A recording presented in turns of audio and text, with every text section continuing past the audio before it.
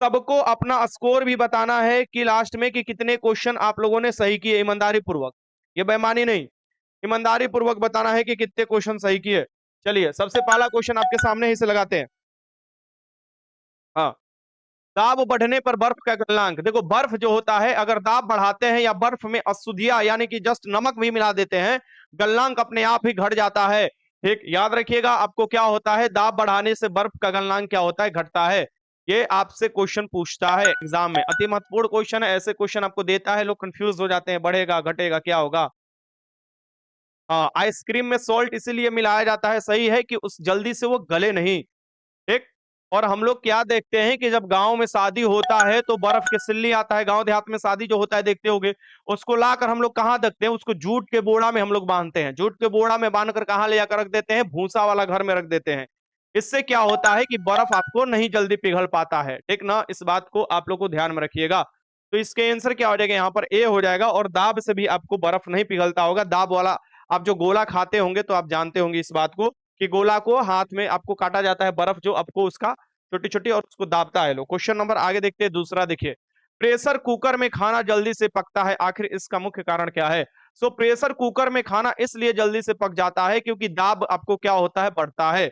यानी अधिक दाब होने के कारण उबलते जल का ताप बढ़ जाता है। यानी कि दूसरे के आंसर क्या लगा लोगे यहाँ पर, सी लगा लोगे। दूसरे के आंसर क्या लगा लोगे, सी लगा लोगे। इसे याद रखिएगा। दाब के ऐसा ही मात्रक पास्कल भी होता है। हमारा वायुमंडलीय दाब क्या है, जैसे जैसे हम लोग ऊपर जाते हैं तो घटता है। घटने के कारण देखोगे कि पानी पहले ही उबलने लगता है, जिससे खाना बनाने में प्रॉब्लम होने लगता है। इस बात को ध्यान में रखिएगा। क्वेश्चन नंबर 4 देखिए। यदि यदि वायु का तापमान बढ़ता है तो उसका जलवाष्प ग्रहण करने की क्षमता क्या होगी। वायु का तापमान बढ़ गया यानी कि वायु क्या हो गया, गर्म हो गया, तो वो जलवाष्प ग्रहण करने की क्षमता क्या हो जाएगा, ये पूछ रहा है। ठीक, तो जलवाष्प ग्रहण करने की क्षमता क्या होगा, चलिए लगाइए ये। आगे चलते हैं, यहां से देखिए, ये लगाइए क्वेश्चन। यदि वायु का तापमान बढ़ता है तो उसकी जलवाष्प ग्रहण करने की क्षमता क्या हो जाएगी, बढ़ती है। तापमान बढ़ता है तो जलवाष्प ग्रहण करने की क्षमता भी क्या हो जाएगी, बढ़ेगी। क्वेश्चन नंबर 4 देखिए। कणों के द्वारा उष्मा हस्तांतरण की क्रिया को क्या कहते हैं, कण के द्वारा। ये ध्यान में रखना। क्वेश्चन लगाओ लेकिन सोच समझ कर क्वेश्चन लगाओ। ये क्वेश्चन कह रहा है, ध्यान से। कणों के द्वारा यानी कि हम अगर ठोस की बात करें तो ठोस में क्या पार्टिकल नहीं है, छोटा छोटा पार्टिकल है, उनके बीच में आंतरिक आणविक बल इतना अधिक है कि वो चिपके रहते हैं। ठीक ना, और जो कण के द्वारा यानी कण नहीं जा रहा है लेकिन कण के द्वारा जो ट्रांसफर हो रहा है उष्मा, वो हो जाता है तुम्हारा चालन, कंडक्शन हो जाता है। चालन जो हो जाता है वो हो जाता है। अब कहोगे सर जी चालन हो जाता है, एकदम सही सही है, चालन हो जाता है। लेकिन कण अगर मूव करे यानी कि ये कणों के द्वारा मूव कर रहा है, यानी कण अपने स्थान पर बना है, बस टेम्परेचर मूव वर्क कर रहा है। लेकिन कण भी अगर मूव करने लगे यानी लिक्विड और आपको गैस में देखोगे कण भी मूव करने लगते हैं, उस वो प्रक्रिया होता है संवहन। और रेडिएशन या विकिरण किसे कहा जाता है, जैसे सूरज के जो प्रकाश हमारे पृथ्वी पर आता है वो हो जाता है विकिरण, उसको किसी माध्यम की जरूरत नहीं होता है। ठीक, देखो क्वेश्चन नंबर 5 देख लीजिए। मिट्टी के घड़े में निम्न में से किस क्रिया के कारण जल ठंडा रहता है। मिट्टी के घड़ा में देखोगे क्या होगा, पानी जो होगा छोटे छोटे छिद्रों से बाहर उसके सतह पर जाता है, और हवा जब चलता है तो यह वाष्पित होने लगता है, और जिसके कारण क्या होता है, ठंडा होता है। इसी के कारण देखोगे गर्मियों के दिन में तुम्हारा पसीना होता है, और जैसे ही पंखा चालू करते हो ठंडा महसूस होने लगता है। क्वेश्चन 6 देखो। तरल पदार्थ का घनत्व गर्म करने पर क्या होगा। तरल पदार्थ का घनत्व गर्म करने पर क्या होगा, इसे आपको लगाना है, लगाइए नंबर क्वेश्चन 6। तो घनत्व क्या कहा जाता है, घनत्व को कहा जाता है डेंसिटी। डेंसिटी मतलब ओवरऑल पैकेजिंग। और जैसे ही हम तरल पदार्थ को गर्म करेंगे वो बनेगा गैस। क्या बनेगा, गैस। और गैस में क्या होता है, आपको तरल से डेंसिटी कम होता है, यानी कि क्या हो जाएगा यहाँ पर, कम हो जाता है। इसका आंसर क्या हो जाएगा यहाँ पर, एक हो जाएगा। तरल पदार्थ बोल रहा था वो, यानी लिक्विड को। क्वेश्चन नंबर 7 देख लीजिए। निम्नलिखित में से किसकी विशिष्ट ऊष्मा का मान स्वार्थिक होता है। सबसे अधिक जो विशिष्ट ऊष्मा का मान होता है स्वार्थिक, इनमें से होता है जल का। स्पेसिफिक आपको जो हीट है सबसे अधिक जो मान होता है वो होता है जल का, वाटर का। क्वेश्चन 8 देख लीजिए। किस ताप पर सेल्सियस और फahrenheit पैमाने बराबर हो जाते हैं। ये हो जाता है -40 डिग्री सेल्सियस पर फahrenheit और सेल्सियस दोनों बराबर हो जाते हैं। इसके आंसर क्या हो जाएगा यहाँ पर, आपका सी हो जाएगा। और केल्विन कभी भी माइनस में नहीं होता है, इसे भी याद रखिएगा। ऐसा यूनिट टेम्परेचर का केल्विन है। रेफ्रिजरेटर में खाद्य पदार्थ ताजा रखने के लिए सुरक्षित तापमान क्या है।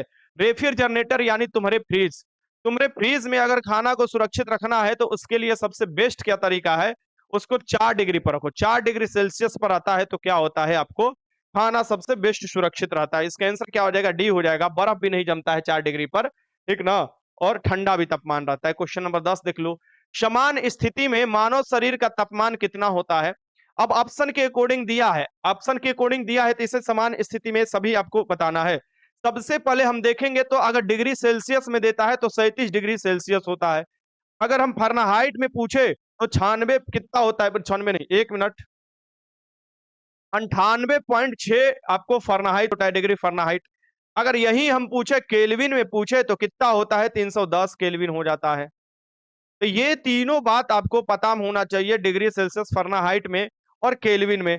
तो यहां पर क्या हो जाएगा, 98.5 आपको फारेनहाइट लगभग जो दिया हुआ है, इसे 6 भी आप बना सकते हैं, ठीक, जो होता है आपके सामने है। यानी आंसर जो हो जाएगा बी हो जाएगा। ये समान शरीर का तापमान होता है। क्वेश्चन 11 देख लीजिए।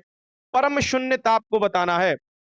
परम शून्य ताप जो होता है, एब्सोल्यूट टेम्परेचर जिसे कहा जाता है, परम शून्य ताप जो होता है ये बताना है। तो परम शून्य ताप जो होता है ये होता है 0 डिग्री केल्विन आप बोल सकते हो, या आप बोल सकते हो -273 डिग्री सेल्सियस बोल सकते हो। 0.16 भी होता है, यहाँ भी 0.16 होता है, तो 16 यहाँ पर आपको जब दे पॉइंट में तो आपको लगाना है। अब यहाँ पर ये पूछ रहा है वो ताप ऐसा है, वो निम्नतम ताप है जहां पर सभी पदार्थ के अणु गति करना बंद कर देते हैं। यानी सैद्धांतिक रूप से इससे कम ताप नहीं हो सकता है, इससे कम तापमान नहीं हो सकता है। इस बात को आप लोगों को भली भांति याद रखना है। इसका आंसर क्या हो जाएगा, बी हो जाएगा। इसका आंसर क्या हो जाएगा आपका, बी हो जाएगा, बी। चलो आगे चलते हैं।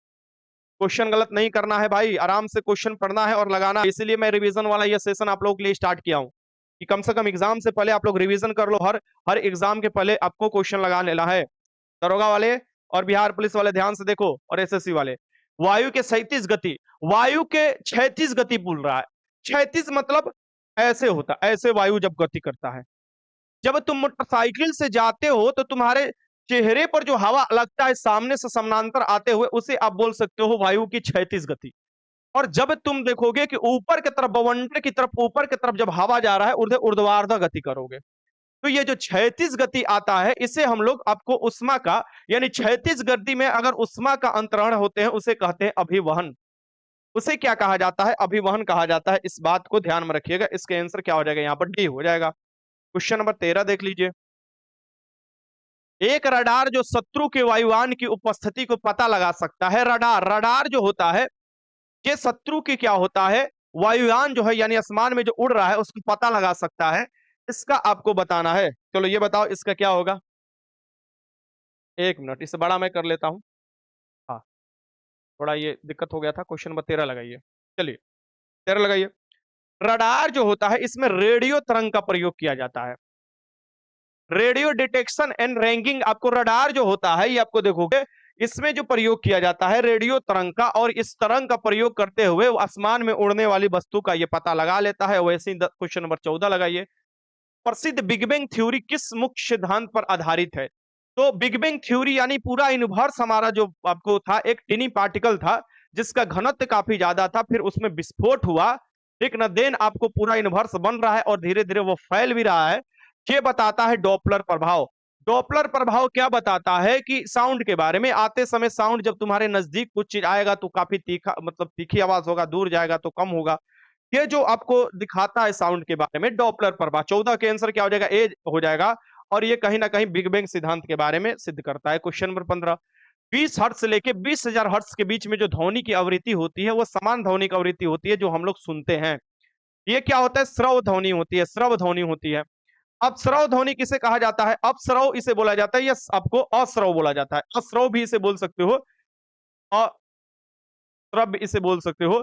ये जो होता है ये क्या होता है, ये होता है 20 हर्ट्ज से डाउन होता है, यानी 20 हर्ट्ज से नीचे होता है, ठीक, डाउन होता है, नीचे होता है। पर अश्रव ध्वनि जो होता है ये क्या होता है, 20,000 के से हजार को इंडिकेट किया जाता है, हर्ट्ज से ऊपर होता है, ठीक।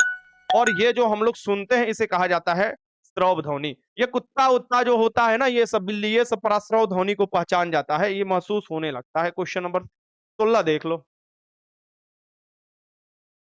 समीप आते हुए रेलगाड़ी, जो समीप आते हुए रेलगाड़ी के बारे में बताना है। समीप आते हुए रेलगाड़ी, कि सीटी की आवृत्ति या तिक्षणता बढ़ती जाती है। देखो आ गया क्वेश्चन, यानी अगर तुम्हारे सामने कोई गाड़ी आता है तो उसकी सीटी की आवृत्ति और तिक्षणता बढ़ती जाती है, ये किस घटना के कारण होता है? ये होता है तुम्हारा डॉपलर प्रभाव। तो डॉपलर प्रभाव के कारण क्या होता है कि नजदीक आते हुए वस्तु आपको जो आवाज करते हुए आ रहा है और उसी दिशा में आप भी जा रहे हैं तो काफी तिक्षणता दिखाई देता है, फिर दूर जाएगा तो वो कम होगा। क्वेश्चन नंबर 17 देख लेते हैं। निम्न में से किस तरंग लंबाई सबसे अधिक होती है? इसमें से बताना है ऑप्शन में से कि किस तरंग की लंबाई यानी सबसे अधिक तरंगधर किस आपको होता है। तो सबसे अधिक जो होता है तरंगधर जो होता है ये होता है रेडियो तरंग का। रेडियो, बताओ बताओ, एक मिनट तुम लोग लगाओ, इसका आंसर तुम लोग लगाओ तो थोड़ा देखते तुम लोग याद किए हो कि नहीं, क्योंकि दरोगा वाला क्वेश्चन ऐसे ही पूछता है तुमसे, एकदम लॉलीपॉप क्वेश्चन नहीं पूछेगा कि हुल देने लगाओ और ठुल देने निकल जाओ। तुमसे क्वेश्चन पूछेगा ऐसे ही कि किसका कम होता है, किसका बीच में होता है क्या। तो निम्न में से किसकी लंबाई आपको जो होती है तरंगधार अधिक होता है, क्या लगा रहे हो? बहुत अच्छा डी, सभी लोग बहुत अच्छा। रेडियो तरंग, रेडियो तरंग का सबसे अधिक होगा, गामा का छोटा होगा, और गामा से भी छोटा हो जाता है कॉस्मिक रे वाला का, ठीक है ना। तो ये गामा तक ही आपको देता है। इसके आंसर क्या हो जाएगा? आपको रेडियो तरंग हो जाएगा। इस बात को आप लोगों को पता होना चाहिए, ठीक। और छोटा पूछे तो छोटा में हो जाएगा तुम्हारा वही गामा। हाँ, अब ये देखो, ये लगाओ, क्वेश्चन नंबर 18 लगा लो। एमआरआई, एमआरआई शरीर के जो व्याधि को देखने के लिए, यानी उत्पन्न जो व्याधि होता है उसका पता चल जाता है, तो डॉक्टर एमआरआई करते हैं। एक मिनट, इका हो गया। हाँ, चलो, तो डॉक्टर एमआरआई करते हैं। एमआरआई मैग्नेटिक रेजोनेंस इमेजिंग जो हो जाएगा, मैग्नेटिक आपको जो इसमें इस्तेमाल किया जाता है, यानी कि मैग्नेटिक तरंग का आपको इस्तेमाल किया जाता है। तो मैग्नेटिक रेजोनेंस इमेजिंग जो हो जाएगा, मशीन में से किसका प्रयोग किया जाता है? तो आराम से चुंबकीय, मैग्नेटिक माने होता है चुंबकीय तरंग, इसका आंसर आराम से हो जाएगा सी हो जाएगा यहाँ पर। एक्सरे में एक्स किरण का प्रयोग किया जाता है। आगे देखते हैं, क्वेश्चन नंबर 19 देख लो। ध्वनि की प्रबलता किससे संबंधित है? ध्वनि की प्रबलता देख लो। ध्वनि की प्रबलता कहने का मतलब समझ में आ रहा है, ध्वनि प्रबल कब होगा, यानी कि चीखता आदमी होता है। जैसे कि हम लोग क्या होते हैं, औरत का क्या होता है, आवृत्ति ज्यादा होता है, तारतत्व ज्यादा होता है, इसलिए चीखती वो ज्यादा है तो ज्यादा कान में चुभता है। लेकिन आदमी जो होता है चिल्लाता ज्यादा है, यानी कि लाउडनेस उसका ज्यादा है। लाउडनेस ही पूछ रहा है, ये किस पर होता है? आयाम पर डिपेंड करता है, एम्पलीट्यूड पर डिपेंड करता है, आयाम पर, ठीक। जिसका ज्यादा होगा उसका ज्यादा आयाम होगा। आगे ये भी क्वेश्चन देखो, ध्वनि का तार तत्व किस पर निर्भर करता है? तार तत्व माने कि आपको तार तत्व जिसका ज्यादा होगा आपको चाहे चाहे ज्यादा करेगा, और तार तत्व जो होता है ये फ्रीक्वेंसी पर यानी आवृत्ति पर डिपेंड है। इसका आंसर क्या हो जाएगा? यहाँ पर सी हो जाएगा। क्वेश्चन नंबर 21 देख लो। जाली दस्तावेज का पता किन किरणों के द्वारा किया जाता है? जाली अगर कोई दस्तावेज है तो किस किरण का हम लोग प्रयोग करेंगे आपको बताना है। चलो, बहुत अच्छा आप लोग लगा रहे हो आंसर। तो जाली दस्तावेज को पता लगाया जाता है पराबैंगनी किरण द्वारा। किसके द्वारा? पराबैंगनी किरण द्वारा। गामा किरण की खोज किसने किया था? गामा किरण की खोज जो किया गया था रोएंटिजन द्वारा। रोएंटिजन द्वारा नहीं किया गया था, रोएंटिजन द्वारा नहीं, यहां पर किसके द्वारा किया गया था? बेकुरल द्वारा किया गया था। बेकुरल ने आपको देखोगे ये खोज किया था, ठीक। और आपसे देखोगे कि गामा का नाम किसके द्वारा दिया गया था? तो रदरफोर्ड द्वारा आपको इसका नामकरण किया गया था। बीटा की खोज और अल्फा की खोज किसके द्वारा किया गया था? रदरफोर्ड द्वारा किया गया था। ऐसे क्वेश्चन आपके एग्जाम में पूछता है, अल्फा बीटा कण की खोज, गामा की खोज किसने किया था? क्वेश्चन नंबर 22 देखो, बेकुरल ने किया था आपको गामा की आपको खोज किया था। क्वेश्चन नंबर 22 देखो, ध्वनि स्रोत की आवृत्ति में उतार चढ़ाव को क्या कहते हैं? ध्वनि स्रोत की आवृत्ति में उतार चढ़ाव को कहा जाता है डॉपलर प्रभाव कहा जाता है। क्या कहा जाता है? डॉपलर प्रभाव कहा जाता है। आगे चलते हैं, क्वेश्चन नंबर 23 देख लो। 23 है कि रडार की कार्य प्रणाली किस सिद्धांत पर आधारित है? रडार जो होता है, जो रडार होता है उसमें किस प्रकार के तरंग आपको छोड़ा जाता है, ठीक ना। तो रेडियो तरंगों के परिवर्तन, रेडियो तरंगों के परिवर्तन पर आपको आधारित है, इसे याद रखिएगा। इसका आंसर क्या हो जाएगा? यहाँ पर ए हो जाएगा। चलो थोड़ा जल्दी जल्दी अब हाथ बढ़ाओ, अपना क्वेश्चन नंबर 24 लगाओ। स्टेथोस्कोप को क्या बोला जाता है? हम लोग बोलते हैं आम भाषा में इसे आला बोला जाता है, जो डॉक्टर इस्तेमाल करते हैं दिल की धड़कन जानने के लिए कि बीमारी व्याधि तो नहीं है ना। तो आप देखोगे वो जो होता है ये ध्वनि के क्या होता है, ध्वनि के परिवर्तन के सिद्धांत पर काम करता है। ध्वनि के परिवर्तन के सिद्धांत पर तुम्हारा आला यानी कि स्टेथोस्कोप काम करता है। क्वेश्चन नंबर 25 देख लीजिए। स्पष्ट प्रतिध्वनि सुनने के लिए परावर्तक तल एवं ध्वनि स्रोत के माध्यम, यानी कि अगर स्पष्ट ध्वनि सुनना है और तुम यहाँ पर खड़े हो तो परावर्तक तल से तुम्हारा दूरी जो होना चाहिए ये 17 मीटर होनी चाहिए। ये न्यूनतम कितनी होनी चाहिए आपको? 17 मीटर तो होनी ही होनी चाहिए, इसे भी याद रखिए। इसका आंसर क्या हो जाएगा आपका? डी हो जाएगा। क्वेश्चन नंबर 26 देख लीजिए। ध्वनि तरंग का मार्ग में स्थित किसी पृष्ठ से टकराकर पुनः अपने पूर्व माध्यम में वापस लौटने की घटना क्या कहलाती है? सो ध्वनि एक प्रकार की अनुधारित तरंग है। मीडियम की जरूरत होता है सबसे अधिक ठोस में, उसके बाद द्रव में, उसके बाद गैस में चलती है और फिर निर्वात में ये गमन ही नहीं करती है क्योंकि मीडियम चाहिए। सामान्य देखोगे गैस में इनका जो या वायु में इनका वेग होता है 332 मीटर प्रति सेकेंड होता है। ध्वनि तरंग मार्ग में स्थित किसी पृष्ठ से टकराती है तो उसके बाद इसका परावर्तन होता है और परावर्तन के कारण ही सुनाई देता है। ध्वनि तरंग कभी भी पोलराइज्ड नहीं होती है, यानी पोलराइजेशन इसमें शो नहीं करता है, लेकिन प्रकाश तरंग पोलराइज्ड होता है। आगे देखो क्वेश्चन नंबर 27 देखो, वायु में ध्वनि की चाल कितना होती है? आ गया क्वेश्चन। वायु में ध्वनि की चाल जो होती है 330 नहीं 332, तो 330 भी दिया रहता है। 332 मीटर प्रति सेकेंड होती है एक्यूरेट, इसे याद रखिएगा। चलो, इस्पात में ज्यादा होता है। क्वेश्चन नंबर 28 देखना है, निम्नलिखित में गलत युग्म चुने। निम्नलिखित में से गलत युग्म है हो जाएगा, यहाँ पर समय नहीं हो जाएगा। निम्नलिखित में से गलत युग्म को चुनना है। गामा किरण देखो आ गया, एक्स किरण की, पराबैंगनी किरण की, दृश्य किरण की। तो गामा किरण की खोज आपको दे रहा है। देखो ये जो गामा किरण देता है आपको, ये दे रहा है कि इसकी खोज किसके द्वारा किया गया था।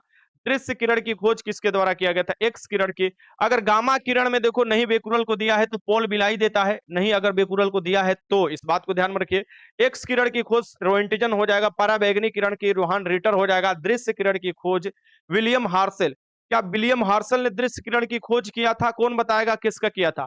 न्यूटन ने किया था। किसने किया था? न्यूटन ने। तो ये तो काम खत्म हो जाएगा, यही मिलान गलत हो जाएगा। अगर गामा में देखो बेकुरल दे रहा है तो नाम ठीक है, नहीं तो यहाँ पर पॉल बिलाई भी देता है, पॉल बिलाई भी आपको देता है कि ये सिद्ध कर दिए थे खोज कर।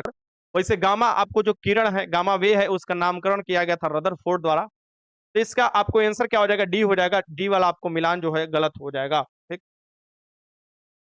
हाँ न्यूटन जी हो जाएंगे।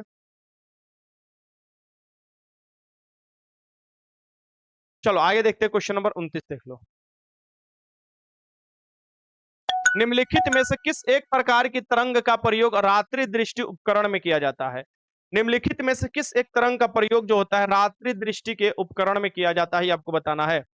रात्रि दृष्टि के उपकरण में भैया औरक्त तरंग का प्रयोग किया जाता है, इंफ्रारेड का प्रयोग किया जाता है। इसका आंसर क्या हो जाएगा? यहाँ पर सी हो जाएगा। इतना आसान से क्वेश्चन था। गर्मी भी पैदा करता है ये, फिल्म विल्म जो बनाता है इसी आपको तरंग का प्रयोग कर कर रात्रि में बनाया जाता है। क्वेश्चन नंबर 30 देख लेना है। ये देखो 30 नंबर क्वेश्चन, पृथ्वी के वायुमंडल की कौन सी परत रेडियो तरंग को वापस पृथ्वी पे आपको पृष्ठ पर परिवर्तित कर देती है, जिसके कारण हम देखोगे अलग अलग युक्ति चलाते हैं, जैसे कि आपको टेलीविजन।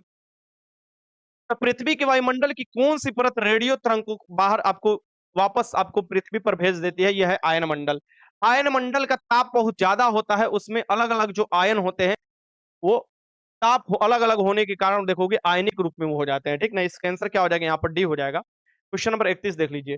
निम्नलिखित में से किसका प्रभाव ध्वनि के चाल पर नहीं पड़ता है? ये बताना है इसमें से किसका प्रभाव ध्वनि के चाल पर नहीं पड़ता है। एकदम हलवा क्वेश्चन है, देखते कौन सही लगा रहा है कौन गलत लगा रहा है। ठीक, एकदम हलवा क्वेश्चन है।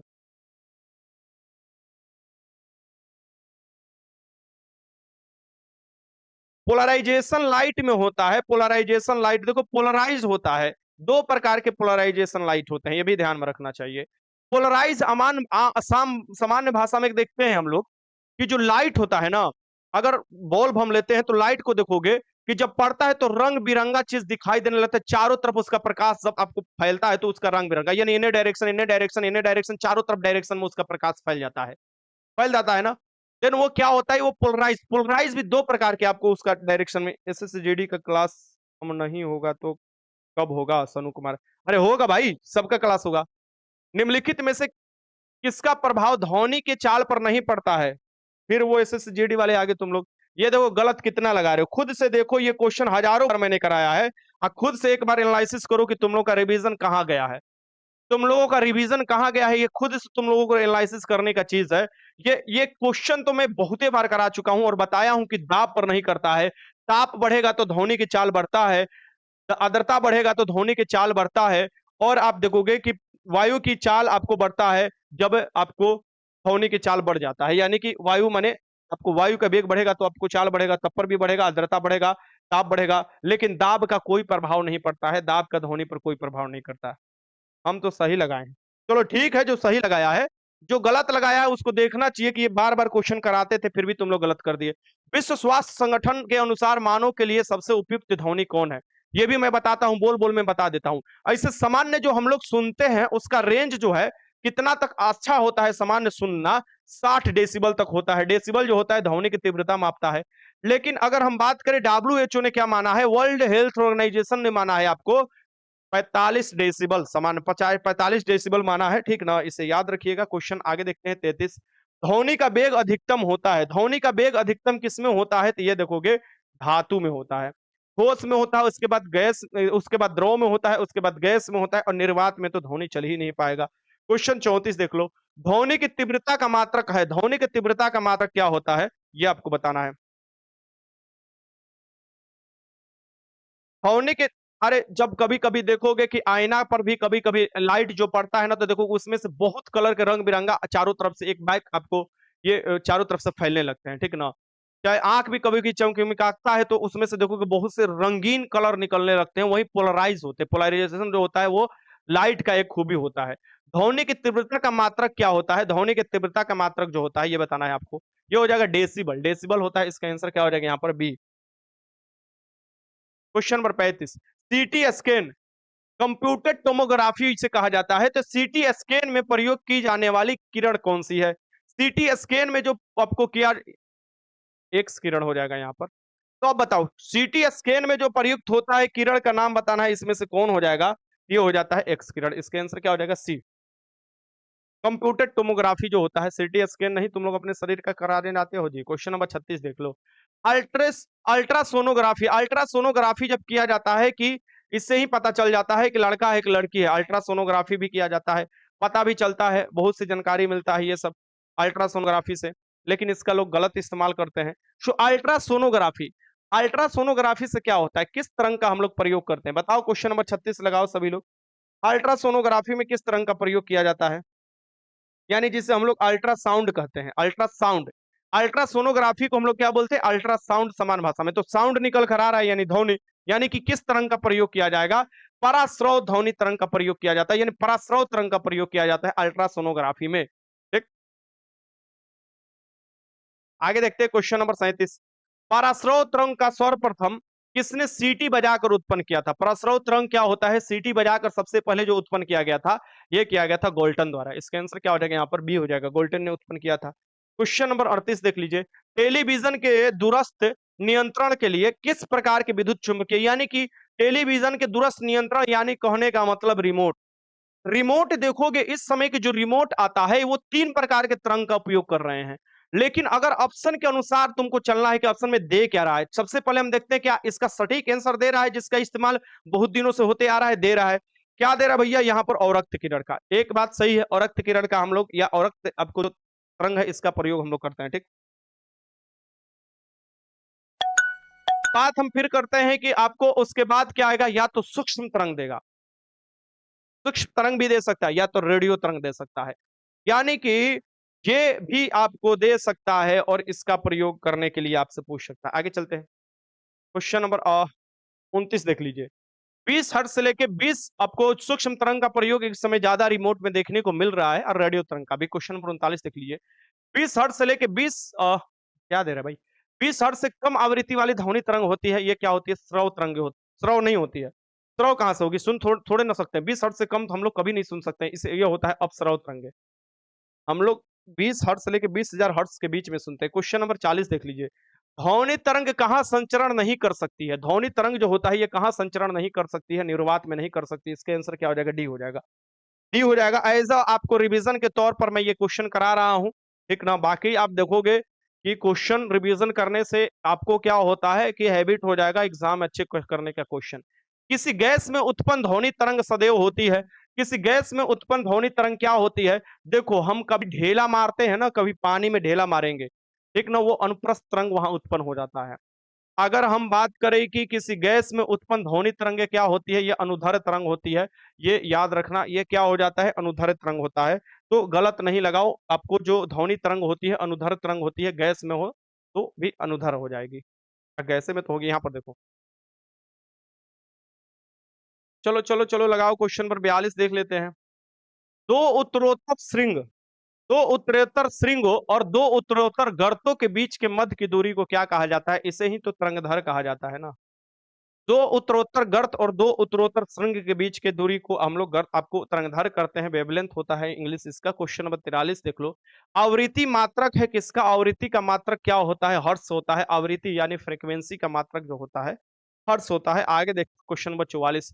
दृढ़ता गुणांक का मात्रक क्या होता है? इलेक्ट्रिसिटी इसे कहा जाता है। दृढ़ता गुणांक को क्या कहा जाता है? आपको प्रत्यास्थता हिंदी में भी कहा जाता है और इलेक्ट्रिसिटी आपको इंग्लिश में कहा जाता है। बल बटा क्षेत्रफल यानी कि न्यूटन आपको प्रति मीटर जो हो जाएगा, ये जो हो जाएगा इसका मात्रक होता है न्यूटन प्रति मीटर स्क्वायर। ये देखो यहाँ पर दिया हुआ है, ठीक। तो ये न्यूटन प्रति मीटर स्क्वायर इसका आपको जो हो जाता है, आपको मात्रक हो जाता है। 44 का आंसर ए हो जाएगा। Question number 45। तब पिघली जब बर्फ पिघलती है तो इसका, जब बर्फ पिघलती है तो इसका क्या होगा? चलो बताओ, इसका आंसर बताओ। देखते हैं कौन सही लगा रहा है। एकदम सोच समझ कर क्वेश्चन लगाना, तुक्काबाजी नहीं करना।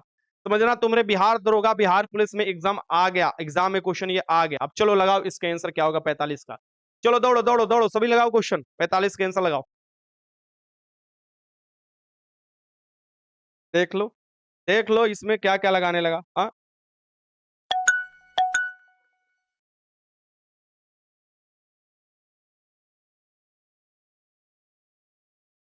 चलो क्या कह रहा है? जब बर्फ पिघलती है तो बर्फ जब पिघलेगी तो क्या होगा?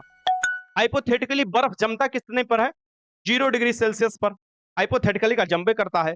अब ये पिघल रही है, यानी कि 0 डिग्री सेल्सियस से तापमान ऊपर हो रहा है। और हमको ये भली भांति पता है कि 4 डिग्री सेल्सियस पर क्या होता है, घनत्व जो होता है मैक्सिमम होता है घनत्व। और जो आयतन होता है वो मिनिमम होता है। आयतन, आयतन क्या होता है? डाउन होता है, यानी मिनिमम होता है, और घनत्व मैक्सिमम होता है।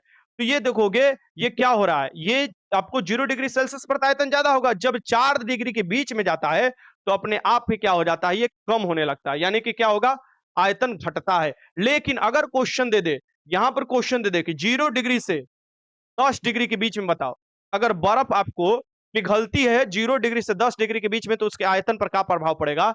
तो 4 डिग्री तक तो वो कम होगा, कम होगा, कम होगा 4 डिग्री तक, 0 से 4 डिग्री तक कम, क्योंकि 4 डिग्री पर एकदम कम हो जाता है। लेकिन 4 डिग्री के बाद जैसे ही उसका तापमान बढ़ेगा, वो क्या होने लगता है, तुम्हारा आयतन बढ़ने लगता है। तो दोनों याद रखना, क्वेश्चन कैसे भी घुमा कर दे देता है। ये क्या हो जाएगा, आयतन घटता है, इसका आंसर क्या हो जाएगा, ए हो जाएगा। हाँ, आयतन घटता है, ठीक है, और घनत्व बढ़ने लगता है, क्योंकि 4 डिग्री पर क्या होता है, घनत्व मैक्सिमम हो जाता है। क्वेश्चन नंबर 46 देख लेते हैं। निम्नलिखित में से कौन सी भौतिक राशि जो मात्रा में वृद्धि के बाद भी अप्रभावित रहती है? ये देखो, ये आज बहुत लोग गलत कर दिए हैं, क्योंकि जानते हैं कि गलत होगा ही होगा। अब मुझे बताओ इसका आंसर। मात्रा बोल रहा है, मात्रा कहने का मतलब कि इतना था तो इतनी हो गया। तो इसमें से कौन सा इसमें बदलाव नहीं होगा, तो उसका घनत्व तो नहीं बदलेगा। डेंसिटी क्या होता है, पैकेजिंग होता है। डेंसिटी क्या होता है, पैकेजिंग होता है, वो नहीं बदलता है। ये बात ध्यान में रखना। इतना हो उतना का भी डेंसिटी उतना ही होगा, इतना हो तब पर भी डेंसिटी उतना ही होगा। इसका आंसर क्या हो जाएगा यहाँ पर, सी होगा, सी, डेंसिटी, घनत्व। Question number 47। स्थिर पानी में मिट्टी का तेल डालने पर मच्छरवा मर जाता है सब, यानी स्थिर पानी अगर हो, स्थिर यहाँ पर होगा, स्थिर पानी में मिट्टी का तेल डालने पर मच्छर कम होते हैं, यानी मरने लगते हैं मच्छर। क्यों नहीं मच्छर जन्म पाते हैं? क्योंकि मच्छर ओकर में बचवा जो दिया रहता है, उसके लार्वा जो होता है, उसको सांस लेने में आपको बाधा होता है, वो डूब कर क्या हो जाता है, निपट जाता है, जैसे ही हम पानी में मिट्टी के तेल को डालते हैं। इसका आंसर क्या हो जाएगा यहाँ पर, बी हो जाएगा, बी। एक हलवा क्वेश्चन था ये तो। क्वेश्चन नंबर 48 देखो। उत्प्लावी बल निर्भर करती है, उत्प्लावी बल मतलब कि उत्प्लावन बल। तो उत्प्लावन बल किस पर निर्भर करता है, ये आपको बताना है। तो आपको लगा ये देखते देखो, ऐसा कुल क्वेश्चन तुमको लगता है बहुत ही आसान, लेकिन जब तुम एग्जाम हॉल में बैठोगे बड़ा कंफ्यूजन पैदा कर देता, अगर तुम्हारा कॉन्सेप्ट क्लियर नहीं है तो। अब देखो, इसमें से खुद ही तुम लोग देखो, बहुत लोग गलत लगाएंगे, कमेंट देख लो, बहुत लोग गलत लगाएंगे। क्वेश्चन 48 का देखो, ये देखो नुनुआ को, शुभम पासवान को देखो, ये देखो, ये देखो बोल रहा है घनत्व के ऊपर डिपेंड करता है, एकरा क्या किया जाए, ले जाकर नहर में फेंक दिया जाए। यशवंत कुमार देखो लगा रहा है बेचारा, यशवंत कुमार सी लगा रहा है, आपको बहुत ही अच्छा लगा रहा है, यशवंत ही इसमें सभी सही लगा रहा है।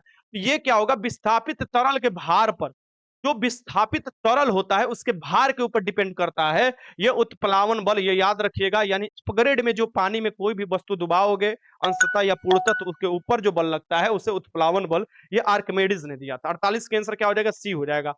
तो समझ रहे हो ना कि यहां पर जब तुम्हारा ये 48 दोबारा क्वेश्चन आ गया, ये और एक क्वेश्चन 48 का है, चलो इसे भी हम लोग निपटाते हैं, इसे भी देते हैं। पृष्ठ तनाव किसके कारण पैदा होते हैं, पृष्ठीय तनाव किसके कारण पैदा होते हैं ये आपको बताना है। तो पृष्ठीय तनाव को कहा जाता है सरफेस टेंशन। लिक्विड की एक आपको प्रवृत्ति होती है कि वो कम क्षेत्रफल को घेरे, और जब कम क्षेत्रफल को घेरेगा यानी कि वो क्या होता है, वही होता है पृष्ठीय तनाव होता है।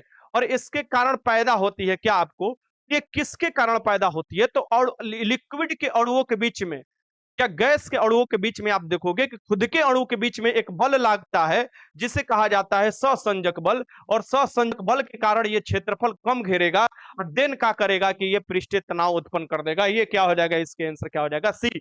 इसी के कारण देखोगे कि बारिश की बूंद जो हो जाती है गोल हो जाती है। आगे देखते क्वेश्चन नंबर 49 देखिए, पानी के, देखो आ गया क्वेश्चन, एक और क्वेश्चन आ गया, ये देखो, पानी के बूंदों का तैलीय पृष्ठ पर ना चिपकने, तैतीय नहीं होगा तैलीय होगा, ये थोड़ा तैलीय कर लीजिएगा यहाँ पर। तैलीय पृष्ठ पर ना चिपकने का कारण क्या है, यानी कि हम अगर पानी है और उस पर देखोगे तेल नहीं चिपकता, तेल नहीं चिपकता, तुमको दिखाई देने लगता होगा, मतलब पानी के बूंद का तैलीय पृष्ठ, अगर तेल वाला अगर कटोरा है उस पर पानी डालोगे तो ऊपर वो रहता है, चिपकता नहीं है, आपको देखोगे नहीं चिपकता है। ये कारण क्या है, क्योंकि तेल के बूंद का अणु दूसरा हो गया, पानी के बूंद के अणु दूसरा हो गया, यानी इन दोनों के बीच में जो बल लग रहा है सहसंजक नहीं लग रहा है, असंजक बल लग रहा है, जिसके कारण क्या हो रहा है, ये चिपक नहीं पा रहे हैं, यानी इनके अणुओं के बीच में क्या हो रहा है, असंजक बल का आपको देखोगे ये लग रहा है। तो इसके आंसर क्या हो जाएगा, यहाँ पर असंजक बल लगता है, ये हो जाएगा 49 के आंसर सी हो जाएगा, असंजक बल लगने के कारण होता है। क्वेश्चन नंबर 50 देख लीजिए, हवाई जहाज से यात्रा करते समय पेन से स्याही निकलने लगती है, अगर वायुमंडल में ऊपर की तरफ जाओगे तो अपने आप ही क्या होता है कि वायुमंडलीय दाब घटता है। संजक बल दोनों अलग अलग अणुओं के बीच के प्रकार है, संजक एक बल। हवाई जहाज से यात्रा करते समय पेन से स्याही निकलने लगती है, पेन से स्याही निकलेगी तो क्या होगा भाई, तो अपर पृथ्वी पर रहेगा कोई कलम तो उसमें अलग दाब से भरा गया होगा, ऊपर जाएंगे दाब घट जाएगा, दाब घटेगा तो ऊपर क्या होगा कि हम लोग जानते हैं कि दाब क्या करता है, मैक्सिमम से मिनिमम की तरफ जाता है, तो क्या होगा ऊपर की तरफ फेंकने लगेगा। यही सेम होता है कि आपको ज्यादा ऊपर पहाड़ पर चलिएगा तो नाक से ब्लड भी आने लगता है, क्योंकि ऊपर जाते समय क्या होगा, जैसे ऊंचाई ऊपर जाइएगा आपका क्या होता है, प्रेशर कम होता है, तो वायु दाब में कमी के कारण ऐसा दिखाई देता है। फाउंटेन पेन आपको क्या होता है, हवाई जहाज में उसका इंक निकलने लगता है। चलो आगे चलते हैं, क्वेश्चन नंबर 51, आर्किमेडीज के नियम के देखते हैं, क्वेश्चन क्या कर रहा है। आर्किमेडीज के नियम निम्नलिखित में से किससे संबंधित है, तो ये तो प्लवन से संबंधित है, यानी उत्प्लावन से संबंधित है, इसका आंसर क्या हो जाएगा, ए हो जाएगा। वही कहता है कि वही कहता है कि वही कहता है कि अगर पानी में क्या, अगर जिंदे रहते हैं तो हम लोग पानी में क्या करते हैं, पानी में डूब जाते हैं जिंदा रहते हैं तो, और वही लास्ट जब मर जाता है तो पानी में तैरने ऊपर लग लेता है, क्योंकि पानी के आपको क्या होता है कि पानी जो होता है शरीर के अंदर भर जाता है, शरीर फूल जाता है, तो फूल जाएगा तो आयतन अपने आप ही क्या हो जाएगा, बढ़ जाएगा। यानी कि अगर हम पानी में ऐसे जाते हैं, ऐसे हम सांस लेते हैं और उठाकर कोई फेंक दिया तो हम डूब कर मर सकते हैं, लेकिन जैसे ही मर जाने के बाद कैसे ऊपर लाश आ जाता है, क्योंकि हम जानते हैं कि ये सभी डिपेंड करता है घनत्व के ऊपर, और घनत्व बराबर क्या होता है, घनत्व होता है द्रव्यमान, द्रव्यमान बटा में क्या हो जाता है, आयतन होता है, आयतन होता है, यही ना होता है जी। तो ये देखो यह होता है आपका घनत्व। तो यहां पर देखेंगे कि द्रव्यमान तो रहेगा ही रहेगा, आयतन क्या हो जाता है, जैसे ही मरते हैं पानी भर जाता है, आयतन बढ़ता है, तो आयतन बढ़ेगा तो घनत्व अपने आप ही क्या हो जाएगा, कम, क्योंकि देखो ये ज्यादा से भाग करोगे तो कम आ जाएगा, देन कम आएगा तो क्या होगा, वो पानी पर तैरने लगेगा। तो यही चीज आपको होता है।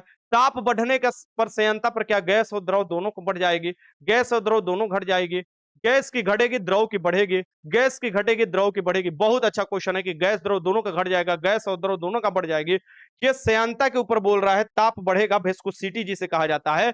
तो गैस की बढ़ती है, वेस्कोसिटी क्या होती है, यही तो खास बात है कि ताप बढ़ता है तो गैस की श्यानता जो होती है, वेस्कोसिटी बढ़ती है, लेकिन द्रव की घटती है। क्योंकि द्रव क्या होता है, ताप बढ़ता है तो गैस में आपको धीरे धीरे रूपांतरित होने लगता है, अणु क्या होने लगते हैं, दूर भागने लगते हैं। और जो वेस्कोसिटी होता है, यानी अपने अणुओं के बीच में जो आपको गतिरोध होता है, वही कहा जाता है। तो गैस की बढ़ने लगती है और द्रव की घटने लगती है। इसका आंसर आप लगा लेना, इसका आंसर सी हो जाएगा, क्वेश्चन नंबर 53।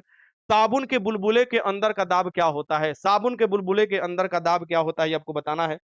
लगाइए। तो साबुन का बुलबुला बनवे करता है इसलिए क्योंकि वो वायुमंडलीय दाब से अधिक दाब होता है, तभी तो बन पाता है। साबुन का बुलबुला किस कारण से बन पाता है? क्योंकि उसका जो होता है वायुमंडलीय दाब से अधिक है, तभी तो वो ऊपर उठ पाता है, नहीं तो ऊपर उठ ही नहीं पाएगा। क्वेश्चन नंबर 54 देख लो। किस ताप पर पानी का घनत्व अधिक होता है? सो 4 डिग्री सेल्सियस पर क्या होता है, आपको डेंसिटी जो होते हैं अधिक होते हैं और आयतन कम होता है। यानी यहाँ पर लिख सकते हो तुम, घनत्व जो होता है मैक्सिमम होता है, यानी मैक्स यहाँ पर लिख सकते हो, मैक्स। और आपको जो आयतन होता है, आयतन क्या होता है, आयतन मिनिमम होता है, यानी कि यहाँ पर मिनिमम लिख सकते हो, ठीक। तो इसका आंसर ए हो जाएगा। आगे देखते हैं। कर लो रिवीजन, एग्जाम से पहले हर साइंस के क्वेश्चन में रिवीजन करा दे रहा हूं, एग्जाम अच्छे से आप लोगों का निकले।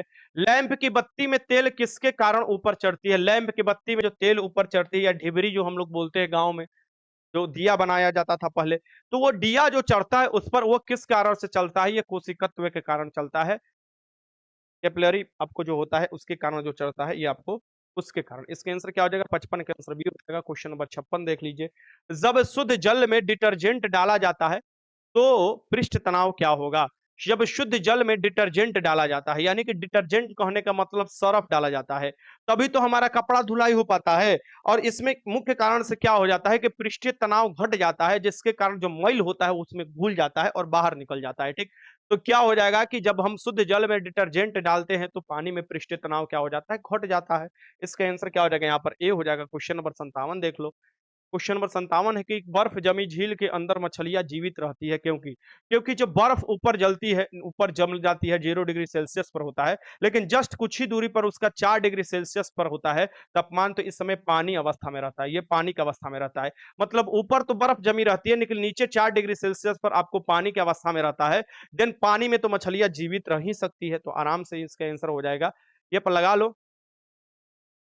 झील की तली पर जल नहीं जमता है, ये आपको आंसर हो जाएगा। झील की तली पर जम नहीं जमता है, तली मने नीचे, और इसी के कारण हम लोग देखते हैं कि मछलियां उसमें जीवित रहती है। एक क्वेश्चन नंबर 58 देख लो। लोहे की कील, ये देख लो, आगे चलते हैं।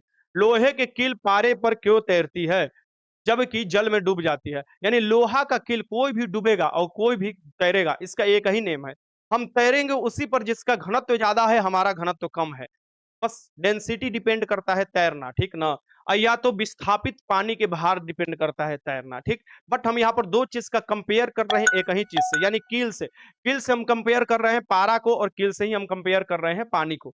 तो दोनों का आपको देखिएगा सेम, तो वहां पर उत्प्लावन को निष्क्रिय कर दीजिए, यहाँ पर घनत्व आ जाएगा मेन, ठीक। तो लोहे की कील पारे पर क्यों तैरती है? क्योंकि पारा का घनत्व जो होता है लोहा से ज्यादा होगा, तभी तो तैरने लगती है। और जबकि पानी में देखोगे डूब जाती है, क्योंकि पानी से घनत्व ज्यादा आपको लोहा का होता है, इसलिए डूब जाती है।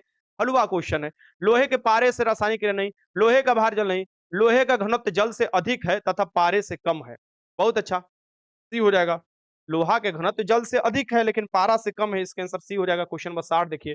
बादलों के वायुमंडल में तैरने के कारण क्या है? हमारे देखोगे कि बादल वायुमंडल में तैरते रहते हैं। फिर मैंने आपको बताया कोई भी चीज तैरेगा, सेम यही कंडीशन लगेगा कि आपको उसका घनत्व क्या होगा? कम होगा, जिसमें तैरेगा उसका ज्यादा होगा। यानी कि ये घनत्व होने के कारण, कम घनत्व होने के कारण क्या होती है? तैरती रहती है। इसका आंसर डी हो जाएगा। देखो क्वेश्चन नंबर 61 देख लो। जल का अधिकतम घनत्व कितने पर होता है? देखो जल का अधिकतम घनत्व ये पूछ रहा है केल्विन पर। असल में जो तुम्हारा एसआई यूनिट होता है टेम्परेचर का, वो केल्विन होता है, ठीक। तो केल्विन पर पूछ रहा है तो ये हो जाएगा जल का। जल का यानी कि हम जानते हैं कि 4 डिग्री सेल्सियस पर ज्यादा होता है। 4 डिग्री डिग्री सेल्सियस में पता है तो ज्यादा होता है। और हम लोग जानते हैं कि 273 फahrenheit पर पानी क्या होता है? जमता है। वैसे जो 0 डिग्री सेल्सियस पर पानी जम जाता है, तो ये 273 में हम क्या करेंगे? 4 जोड़ेंगे तो यहाँ पर आ जाएगा 277। क्योंकि आपको देखोगे 273 डिग्री, आपको देखोगे केल्विन, और 373 केल्विन जो होता है ये आपको इसके बीच में 100 भाग में बांटा होता है। वैसे ही आपको देखोगे 0 डिग्री सेल्सियस और आपको देखोगे 100 डिग्री सेल्सियस सेम होते हैं। यानी ये दोनों सेम हो गए, ये दोनों सेम हो गए। 100 भाग में तो जितना आगे बढ़ाएगा उतना बस बढ़ाते चलना है और क्या करना है यहाँ पर, ठीक ना? जैसे हम लोग बोलते हैं कि जो आपको डिग्री सेल्सियस में आपको पता है कि 37 डिग्री पर आपका शरीर गर्म होता है। आपको ये बात पता होना चाहिए कि 37 डिग्री सेल्सियस पर आपका शरीर गर्म हो जाता है। पता है ना यदि? मतलब ये चीज़ तो तुमको पता ही होना चाहिए। और फ़ारेनहाइट में कितना होता है? 98.6। तो ये कभी-कभी आपको क्वेश्चन पूछ सकता है। केल्विन में क्या होता है? 310 केल्विन हो जाता है। ये अच्छा क्वेश्चन है, एक बार घुमा-घुमा कर एग्ज़ाम में पूछा जाता है। इसका आंसर क्या हो जाएगा यहाँ पर? बी हो जाएगा, 277 हो जाएगा केल्विन में। क्वेश्चन नंबर 62 देख लो। समुद्र में पलवन करते हुए आइसबर्ग का कितना भाग समुद्र की सतह के ऊपर होता है? क्योंकि हम लोग जानते हैं कि जो अपेक्षित घनत्व होता है बर्फ का वो पानी से 0.1 कम होता है, ठीक ना?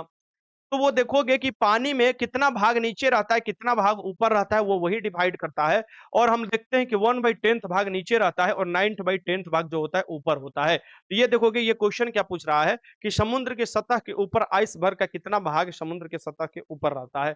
तो ऊपर 1 बाई आपको 10th रहता है। इसका आंसर क्या हो जाएगा? बी हो जाएगा। 1/10 रहता है, बी हो जाएगा। क्वेश्चन नंबर 63 देख लो। 63 का कह रहा है कि शीशे के पात्र में रखे जल के अणु तथा शीशे के अणु के मध्य में आकर्षण बल होगा। तो शीशे के पात्र में रखे जल के अणु, देख रहे हो ना, एक जल का अणु दूसरा हो गया और यहाँ पर हो गया शीशे के अणु, शीशा का अणु दूसरा हो गया, ये दोनों अलग अलग हो गया, शीशा अलग जल अलग। तो अलग अलग बीच में जो लगता है उसे कहा जाता है असंजक बल। अलग अलग अणुओं के बीच में जो लगता है उसे असंजक बल कहा जाता है और सेम अणु हो जाता है तो वो हो जाएगा आपको सहसंजक बल। क्वेश्चन नंबर 64 देख लीजिए यहाँ पर। हुक के नियम किससे संबंधित है? तो हुक के नियम जो संबंधित है ऑप्शन के अकॉर्डिंग चलोगे तो प्रत्यास्थता से संबंधित है। इसका आंसर क्या हो जाएगा यहाँ पर? जो तूला होता है ना, कमानी तूला, वो हुक के नियम पर ही काम करता है। 64 के आंसर बी हो जाएगा। क्वेश्चन पर 65 देख लीजिए।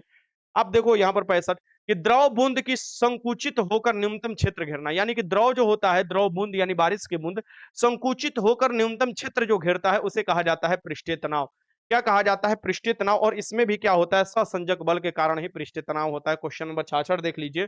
द्रव की आयनीकृत अवस्था क्या होती है? द्रव जो होता है, द्रव्य यहाँ पर होगा, द्रव नहीं द्रव्य हो जाएगा।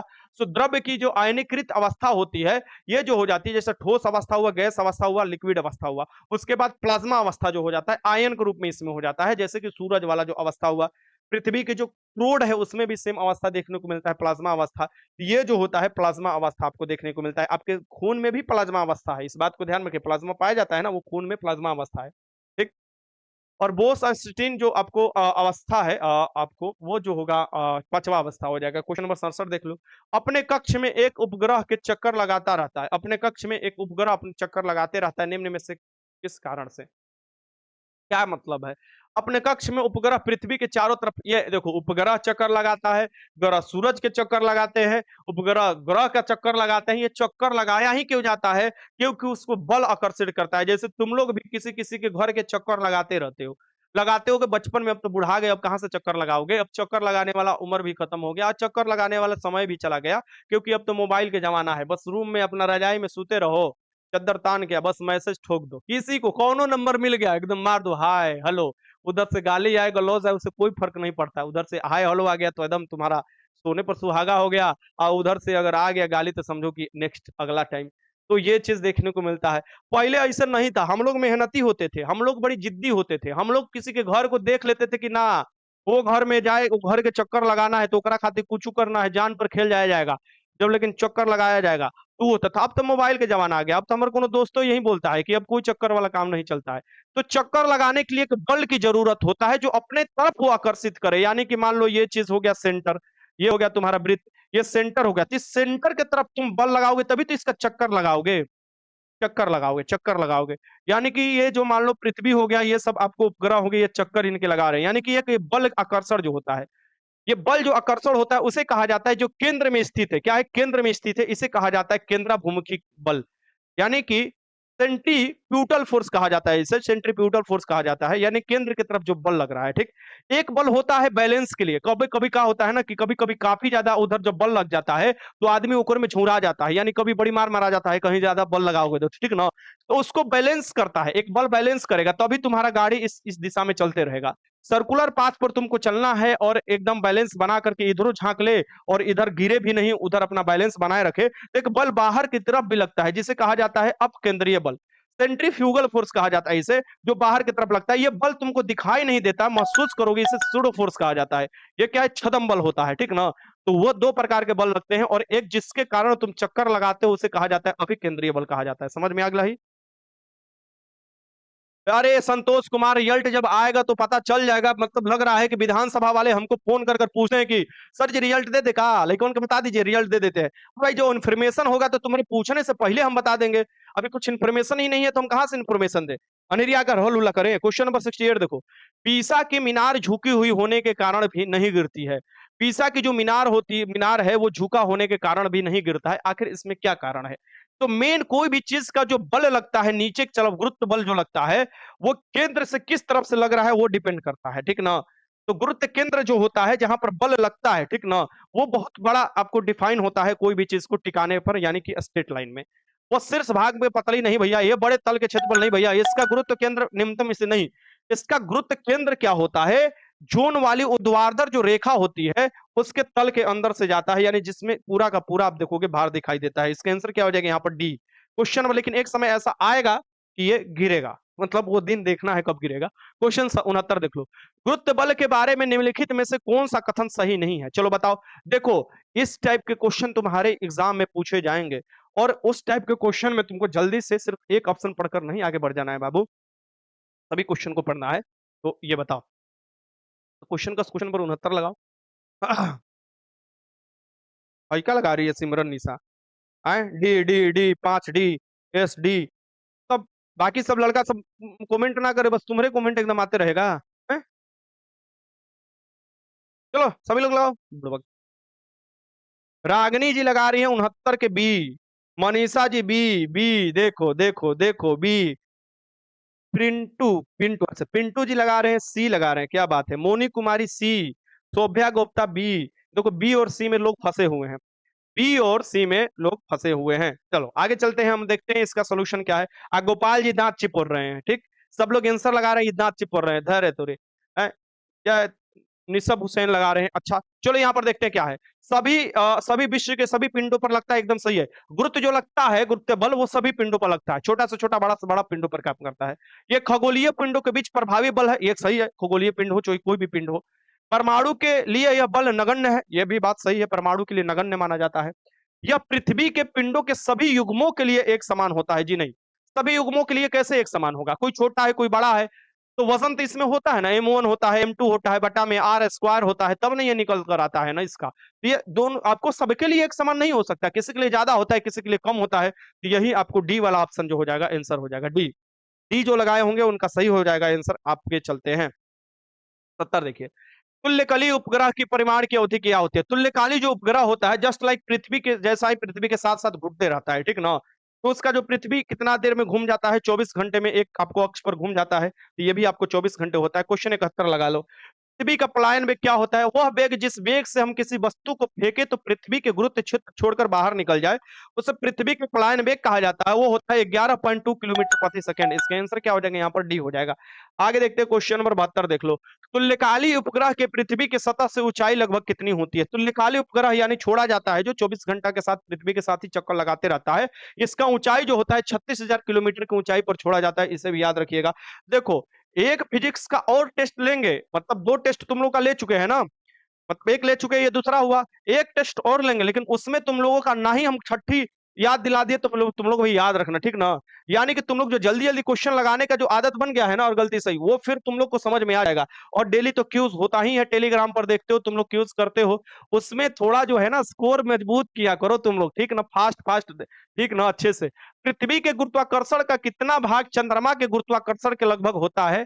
तो पृथ्वी का, अब हमने बोल दिया है कि आप क्यूज में क्वेश्चन सेट कीजिए 50-50, लड़कियों का डिमांड है कि 50 गो साइंस चाहिए हमको और 50 गो जीके। सो जीके जब सेट कीजिए तो उसमें सिर्फ जीके रखिए, और साइंस जब सेट कीजिए तो सिर्फ साइंस रखिए। तो बोले ठीक है, आप अगली बार से ऐसा ही होगा। चलो, इससे बेहतर होगा कि आपकी रिवीजन भी होते जाएगा डेली 100 क्वेश्चन क्यूज के माध्यम से, बहुत ही बढ़िया चीज है। ठीक, बाकी 20 तारीख जो लुसेंट बैच में स्टार्ट कर रहा हूं वो विधिवत तरीका से हर सब्जेक्ट का क्यूज होगा, हर सब्जेक्ट का आपको पीडीएफ, हर सब्जेक्ट का आपका सब चीज होगा। चलिए, पृथ्वी के गुरुत्वाकर्षण का कितना भाग चंद्रमा के गुरुत्वाकर्षण होता है? 1/6 भाग होता है। इसीलिए क्वेश्चन आपसे पूछे कि पृथ्वी का कितना भाग जो होगा भार होगा।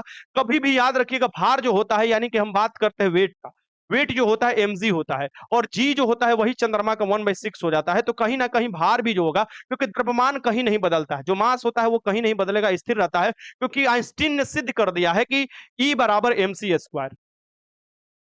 E बराबर mc²। कहीं ना कहीं द्रव्यमान जो होता है वही ऊर्जा का रूप है, और एक दूसरे में ये रूपांतरित होते रहते, तो वो सेम रहते हर जगह पर। बस बदलता है तो जी बदलेगा, और जी बदलेगा तो भार बदल जाएगा, और भार बदलेगा तो तुम उछलने का ताकत भी बदलोगे। यानी यहाँ पर उछलोगे 4 फीट, चंद्रमा पर उछलोगे तुम कितना? छचौके 24 फीट उछल जाओगे। यानी बिहार पुलिस का, बिहार दरोगा को उछलन ऐसे आराम से हो जाएगा। लेकिन उसके वायुमंडल से तुम बाहर भी निकल सकते हो, ये ज्यादा उछलने की कोशिश किए तो। ठीक, आगे चलते हैं। क्वेश्चन 74 देख लो। स्वार्थिक गुरुत्वाकर्षण नियतांक का मान क्या होता है? स्वार्थिक गुरुत्वाकर्षण नियतांक का जो मान होता है, ये क्वेश्चन पूछता है, अति महत्वपूर्ण क्वेश्चन है, इसे याद रखना तुम लोग, ठीक ना।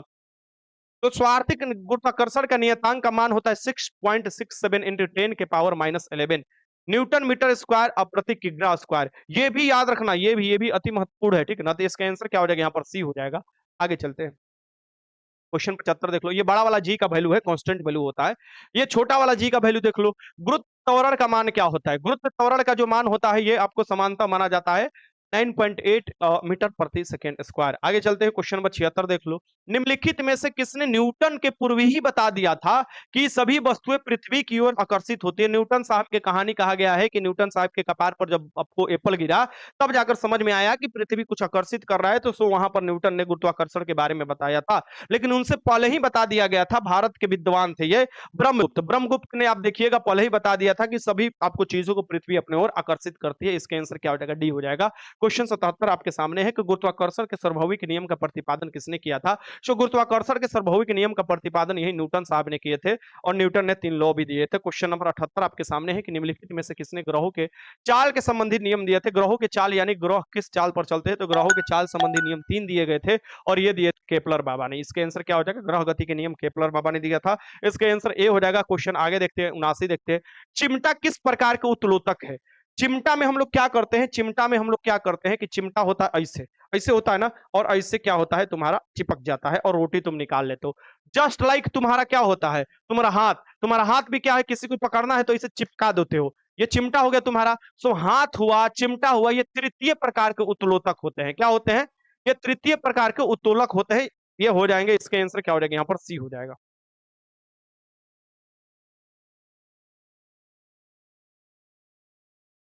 क्वेश्चन 80 देख लेते हैं। विद्युत मोटर में विद्युत ऊर्जा को किस में रूपांतरित किया जाता है? विद्युत मोटर में विद्युत ऊर्जा को किस में रूपांतरित किया जाता है, ये बताना है। तो विद्युत मोटर को, विद्युत ऊर्जा को किस में रूपांतरित किया जाता है? विद्युत मोटर दे रहा है तो विद्युत ऊर्जा यांत्रिक ऊर्जा में हो जाएगा।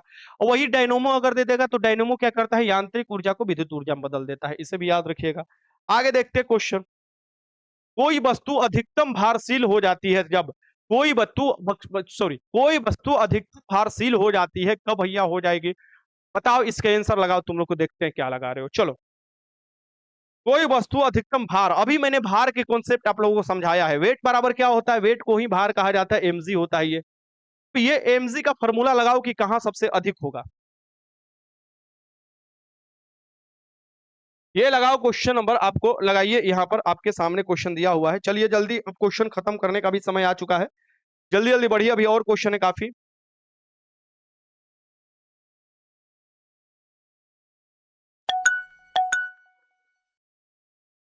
चलो, ऋतिक राज 79 नंबर क्वेश्चन समझाए में नहीं आता है। काहे नहीं समझ में आता है? अरे, उत्तोलक 3 प्रकार के होते हैं। उत्तोलक में 3 प्रकार के, जब तुम बल यहां पर लगा रहे हो ना, देखो बल यहां पर लगा रहे हो, कार कहां पर हो रहा है? यहां पर हो रहा है, ठीक ना। बल, तो ये बल यहां से लगाओ, यहां पर कार हो रहा है, तो ये क्या हो गया? तृतीय प्रकार के उत्तोलक। वैसे सूखा होता है जिससे तुम रोटी निकालते हो। कोई वस्तु अधिकतम भारशील कहां होती है? ये हो जाएगा निर्वात में। निर्वात में कहोगे सर जी, निर्वात में कैसे होगा? निर्वात में तो कोनो गमने कार्य करता है। अरे भाई, निर्वात उसे कहा जाता है जहां से हम वायु सिर्फ निकाल लेते हैं। क्या करेंगे, वायु निकाल लेंगे, बस वही होता है निर्वात। यानी विरोध करने का आप तो रहेगा भी नहीं। तो क्या होगा, विरोध करने का वायु नहीं रहेगा तो क्या हो जाएगा उसमें आपको इस पर एम एम आपको एमजी पर क्या प्रभाव पड़ेगा, उससे एमजी पर क्या प्रभाव पड़ेगा, कुछ नहीं। मैक्सिमम और हो गया तो निर्वात में अधिक हो जाएगा। ठीक, इसे याद रखिए। ये नहीं कि जो उल बुल कुछ भी आ गया हम लगा दिए। निर्वात उसे कहा जाता है, वैक्यूम उसे कहा जाता है जहां से ऑक्सीजन खींच लिया जाता है। क्वेश्चन नंबर 82 देख लो। निम्न में से कौन सा बल क्षयकारी है? इसमें से बताना है क्षयकारी, यानी क्षय होने वाली बल है, खत्म होने वाली बल है। इसमें से बताना है कौन सा बल क्षयकारी है। तो स्थिर विद्युत बल, घर्षण बल। घर्षण बल इस क्षयकारी बल है। घर्षण बल क्या होता है, क्षयकारी बल है। इसको मीडियम को, जैसे दो मीडियम, यानी घर्षण कब होता है, जब कोई भी चीज से आप घर्षित करोगे उसमें बल क्या होने लगते हैं, क्षय होने लगते हैं। और इसमें आप देखोगे बाकी सभी ऑप्शन में देखो किसी भी की आपको चिपकने की जरूरत नहीं है, किसी भी चिपकने की जरूरत नहीं है। दूर दूर है तो पर भी बल लग रहा है, क्षय नहीं होगा। ये 82 का आंसर क्या हो जाएगा, बी हो जाएगा। क्वेश्चन नंबर 83 देख लो। चलती हुई गाड़ी में बैठे व्यक्ति की ऊर्जा क्या होती है? चलती हुई गाड़ी में बैठे व्यक्ति का, अब देखो बहुत लोग दिमाग लगाएंगे इसमें। इसका आंसर लगाओ, एकदम हलवा आंसर है, एकदम बढ़िया से लगाओगे। ज्यादा बुद्धि लगाओगे चले जाओगे, ठीक। ज्यादा बुद्धि मत लगाना, 30 मार्क खां वाला बुद्धि लगाओगे एकदम दिक्कत हो जाएगा। चलती हुई गाड़ी में बैठे व्यक्ति की ऊर्जा होगी, ये बताना है। लगाओ इसका आंसर।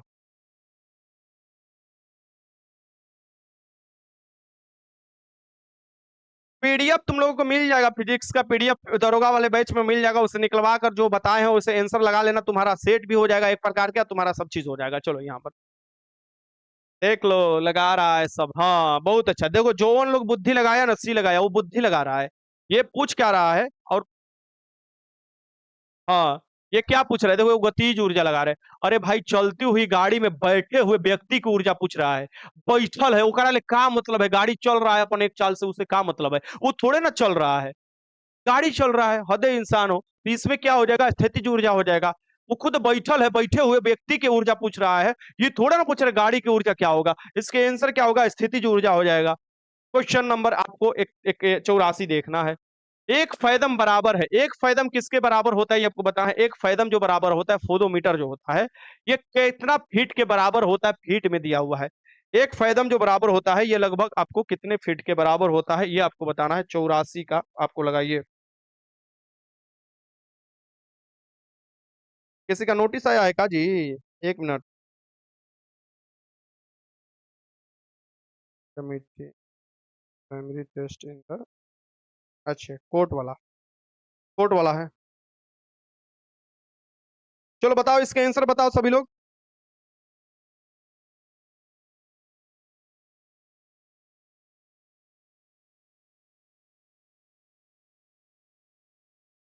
बहुत अच्छा। क्या होता है, 6 फीटिया जवानी, यानी एक फैदम होता है आपको 6 फीट का। फोदोमीटर जो होता है क्या होता है, मापता है तुम्हारा, ये तुम्हारा समुद्र की गहराई। क्वेश्चन नंबर 85 देख लो। पृथ्वी के पलायन वेग क्या होता है, ये क्वेश्चन रिपीट कर गया। पृथ्वी के पलायन वेग जो होता है ये होता है 11.2 किलोमीटर प्रति सेकेंड होता है। आगे देखते क्वेश्चन, यदि किसी वस्तु का वेग 3 गुना बढ़ा दिया जाए तो उसकी गतिज ऊर्जा क्या होगा? वस्तु का वेग 3 गुना बढ़ाया जाए, देखो दो प्रकार के क्वेश्चन पूछता है। एक पूछता है संवेग, संवेग पूछा, एक पे आप पूछेगा संवेग पूछेगा, ये याद रखना। ये तो P बराबर एम भी होता है, एम भी होता है, तो ये तो दुगुना ही हो जाएगा। ये क्या हो जाता है, दुगुना हो जाएगा, क्योंकि देखो वेग बढ़ा रहा है, दुगुना, 3 गुना, तो ये 3 गुना हो जाएगा। जितना बढ़ाएगा उतना गुना हो जाएगा। लेकिन एक होता है हाफ एम बी स्क्वायर, क्या, आपको kinetic energy, half M B square, यानी कि क्या होता है, गतिज ऊर्जा। काइनेटिक एनर्जी को ही गतिज ऊर्जा बोला जाता है। ये क्या हो जाएगा, हाफ एम वी स्क्वायर, यानी कि भी के स्क्वायर हो रहा है। यानी कि अगर हम सीधे सिर्फ बात करते हैं बेग का, तो बेग का स्क्वायर क्या हो जाएगा, 3 का स्क्वायर 9 हो जाएगा, यानी कि 9 गुना हो जाएगा। इसका आंसर क्या हो जाएगा, 8। आगे देखो क्वेश्चन नंबर 87 देख लो। बर्नौली सिद्धांत के निम्नलिखित में से किस एक का नियम आधारित है? अच्छा क्वेश्चन है, बार बार क्वेश्चन ये पूछता है। बर्नौली जो सिद्धांत, ये नियम है, ये ऊर्जा संरक्षण के सिद्धांत से संबंधित है, ऊर्जा संरक्षण सिद्धांत से संबंधित है। इसका आंसर क्या हो जाएगा, 8, आपको डी। क्वेश्चन नंबर 88, किसी तीर के एक सिरे का धनुष तनी डोरी पर रखकर खींचने में उसमें कौन सी संचित ऊर्जा होगी? यानी कि अगर कोई तीर है, तीर है यार, तीर धनुष तुम लोग देखे होगे ना। तीर है, धनुष पर रखकर उसका डोरी खींचकर उसमें संचित ऊर्जा कितना हो जाता है, तो उस पर डोरी खींचोगे, यानी अभी खिंचले हो, डोरी खिंचले हो, छोड़े थोड़े ना तीर, तो उसमें क्या होगा, स्थितिज ऊर्जा हो जाएगा। यानी घड़ी में भी क्या होती है, जब घड़ी सुई वाला जो ऐसे होता है ना देने वाला, उसमें भी स्थितिज ऊर्जा।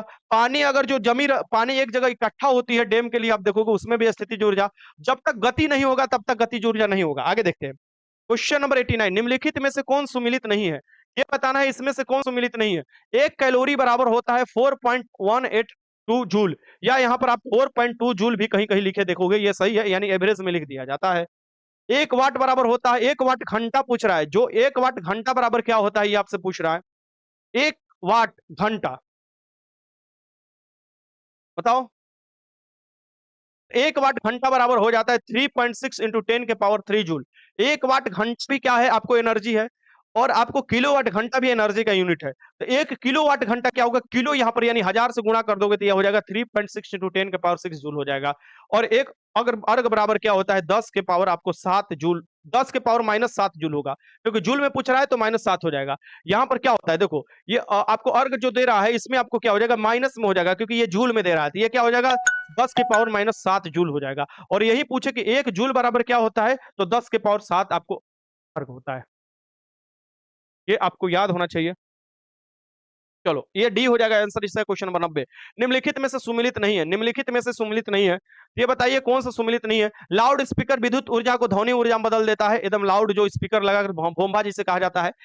परमाणु बम करता है आपको नाभिकीय ऊर्जा को उष्मा में बदल देता है, ये गलत दिया हुआ है, ये तो गलत दिया हुआ है। रासायनिक ऊर्जा को नाभिकीय ऊर्जा दे रहा है, गलत है।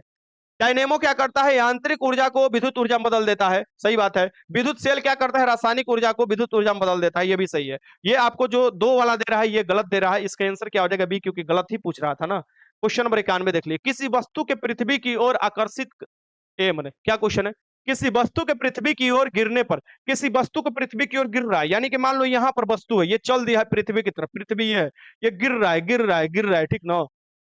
तो किसी वस्तु के पृथ्वी की ओर गिरने पर उसकी स्थितिज ऊर्जा, स्थितिज ऊर्जा बराबर क्या होती है, तो पी बराबर क्या होता है बताओ, एमजीएच होता है।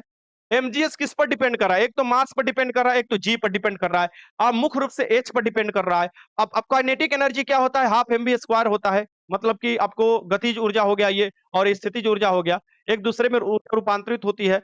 यहाँ पर देखोगे ये ऊपर से गिर रहा है, यानी गति के कारण आपको ये गिर रहा है, तो ये देखोगे एच भी तो इसका कम हो रहा है ना, ये क्या हो रहा है, एच कम हो रहा है, यानी गति कर रहा है, धीरे धीरे गति बढ़ रहा है और एच कम होते जा रहा है, यानी कि यहाँ पर क्या हो जाएगा इसका, ये पूछ रहा है स्थितिज ऊर्जा क्या हो जाएगी, घटेगी, क्योंकि आपको ऊंचाई कम होते जा रही है ना, तो घटने लगेगी। क्वेश्चन नंबर 92 देखो, एक जूल में कितने होते हैं, एक जूल में क्या कितने होते हैं, एक जूल में कितने अर्घ होते हैं, इसका आंसर हो जाएगा आपका बी। ये सीजीएस मात्रक है, सीजीएस मात्रक क्या अर्घ है, ये एसआई मात्रक है, जूल एसआई मात्रक है। वैसे ही देखोगे 1 न्यूटन बराबर क्या होता है, 10 के पावर 5 डाइन होता है।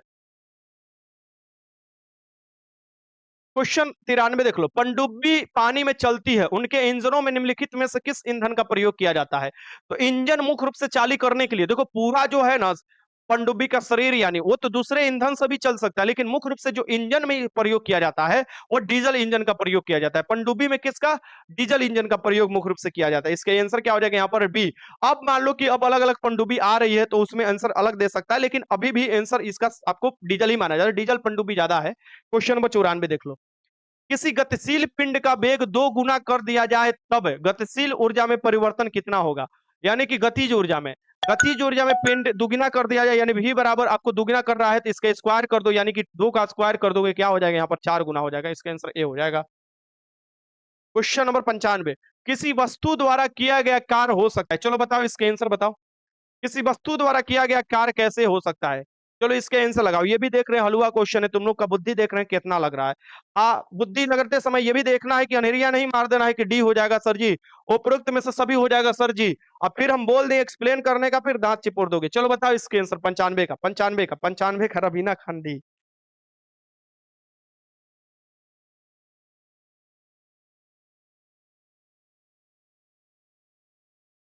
देखो शुभम पासवान डरा गया लग रहा है। चलो सही सही लगा रहे हैं, डी लगा रहे हैं, उपरोक्त में से सभी हो जाएगा, क्योंकि देखो कार जो होता है ना ये फोर्स लगेगा और उस तरफ के बीच में देखोगे दूरी, यानी डिस्प्लेसमेंट के बारे में आप बात कर सकते हो, ठीक। तो डिस्प्लेसमेंट तो अपने आप ही नेगेटिव होता है, ये जानते हो तुम लोग, पॉजिटिव भी हो सकता है, जीरो भी हो सकता है, वेक्टर क्वांटिटी है। तो हम बात करते हैं कि धनात्मक कब होता है, जब बल उसी दिशा में लगे और उसी दिशा में कोई चीज विस्थापित हो जाए, यानी हम किसी को डब्बा को लेकर उसको ठकेल रहे हैं और उसी दिशा में वो चल दे, वो बल आपको क्या हो गया, वो आपको पॉजिटिव हो गया, वर्क डन। लेकिन हम अगर दीवार को धक्का मारते हैं, दीवार ये है जो मान लो ये बोर्ड है, और बोर्ड को अगर धक्का मारते हैं और ये अपने जगह से नहीं हिलता है, यहीं पर स्थिर रहता है, यानी हम वर्क डन किए ही नहीं है। कुछ हिला ही नहीं, कहीं गया ही नहीं है, यानी वर्क डन जीरो हो जाएगा। यहाँ पर डिस्प्लेसमेंट जीरो हो गया तो वर्क डन जीरो हो जाएगा। निगेटिव कब होता है? निगेटिव एक चीज लगाता है, पृथ्वी का गुरुत्व लगा देता है निगेटिव। हम क्या करते हैं कि कोई भी चीज ऊपर फेंकते हैं जान लगाकर, यानी डिस्प्लेसमेंट भी कर रहा है और वस्तु ऊपर भी जा रहा है, तो हम तो पॉजिटिव कार किए, लेकिन पृथ्वी क्या कर रहा है, उसको अपने तरफ खींच रहा है, और एक समय ऐसे आएगा खींच कर पृथ्वी पर गिरा देगा। सो क्या करेगा, पृथ्वी निगेटिव काम करेगा, उसको क्या करता है, निगेटिव भी हो सकता है कार्य, यानी कि पृथ्वी की तरफ गुरुत्व आना निगेटिव हो जाएगा। सच में डर गए। इसका आंसर क्या हो जाएगा, डी हो जाएगा। डी हो जाएगा, इसका आंसर डी हो जाएगा। आगे चलते, क्वेश्चन नंबर 96 देख लो। कार और शक्ति में संबंध होता है, कार और शक्ति में क्या संबंध होता है? तो शक्ति में और कार, तो ये आपको बताना है संबंध क्या होगा। तो ये कार और शक्ति में संबंध होता है शक्ति इंटू समय, शक्ति इंटू समय होता है। क्योंकि ऊर्जा के दर को आपको कहोगे शक्ति, कहोगे ऊर्जा जिस दर से खत्म होता है, और ऊर्जा का जो मात्रक होता है एक प्रकार से कार्य ही होता है, और आपको यहां से वो आपको समय समय कट जाएगा, तो यहां से आपको आंसर निकल जाएगा। इसका आंसर क्या हो जाएगा, यहाँ पर बी हो जाएगा। आगे चलते हैं, 97 देख लो। पत्थर को ठोकर मारने से चोट लगने पर कारण क्या होगा? पत्थर को ठोकर मारने से व्यक्ति को चोट लगने का कारण क्या होगा? एक गाना है ना, तो कोई पत्थर से ना मारे मेरे दीवाने को। मतलब इस चीज को तुम लोग एनालिसिस करो कि ये गाना का क्या मतलब है।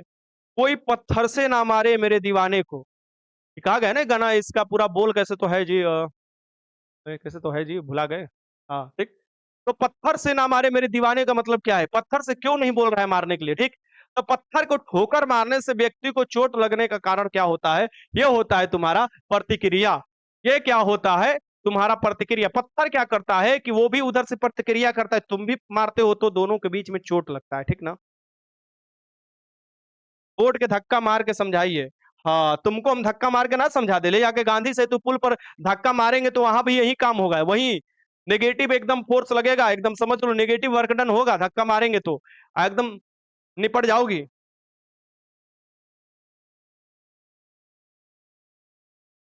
एसएससी जीडी का क्लास होगा रिंकी, चिंता मत करो। तो यहाँ पर क्या हो जाएगा, प्रतिक्रिया, और प्रतिक्रिया क्रिया याद रखना, प्रतिक्रिया क्रिया एक दूसरे के अपोजिट डायरेक्शन में लगते हैं, यानी कि ऐसे इधर से लगाओगे इधर से लगाओगे, ठीक, ध्यान में रखना। क्वेश्चन नंबर 98, निम्नलिखित में से किसके तुल्य गति गतिमान कणों पर न्यूटन के नियम लागू नहीं होते? न्यूटन के नियम लागू नहीं होते, ये बताना है, ठीक। वीडियो क्वालिटी कम कराने के लिए मैंने बोल दिया है, देखो सचिन यादव जी, हम सच बता रहे हैं तुमको।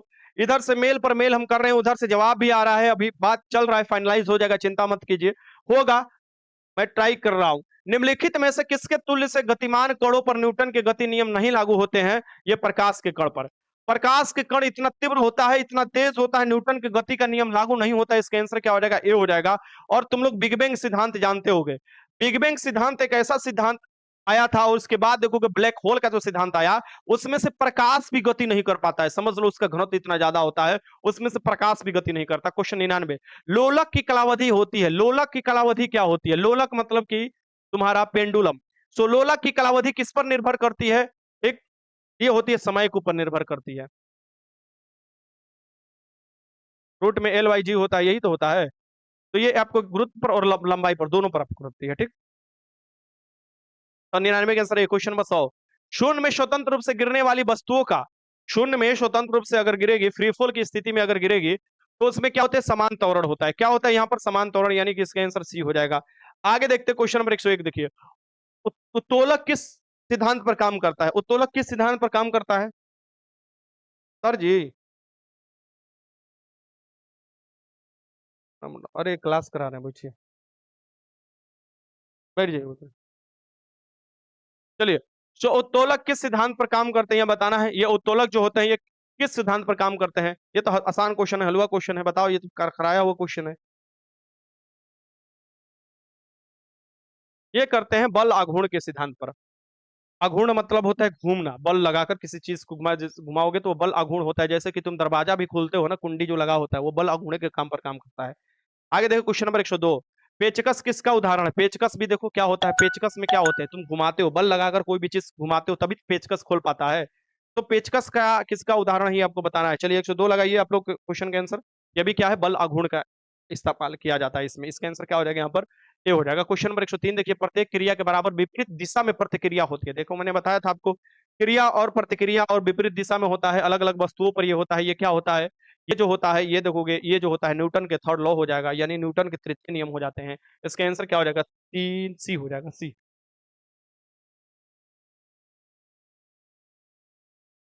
आगे देखते हैं क्वेश्चन नंबर 104। रॉकेट की गति पर निम्नलिखित में से कौन सा संरक्षण सिद्धांत लागू होता है। रॉकेट की गति पर आपको बताना है इसमें से कौन सा सिद्धांत काम करता है। तो रॉकेट की गति पर निम्नलिखित में से कौन से सिद्धांत काम करते हैं, संवेग के संरक्षण के सिद्धांत। संवेग के संरक्षण के सिद्धांत काम करते हैं। इसका आंसर क्या हो जाएगा, सी हो जाएगा। और न्यूटन का लॉ पूछे कौन सा लॉ, तो थर्ड लॉ हो जाएगा। क्वेश्चन 105 देखिए, यदि पृथ्वी गुरुत्वाकर्षण बल अचानक लुप्त हो जाता है तो निम्न में से कौन सा परिणाम सही होगा। अचानक लुप्त हो जाता है पृथ्वी का गुरुत्वाकर्षण बल, तो इसमें से क्या होगा, चलो यही दो ऑप्शन में से तुम लोग लगा सकते हो क्या।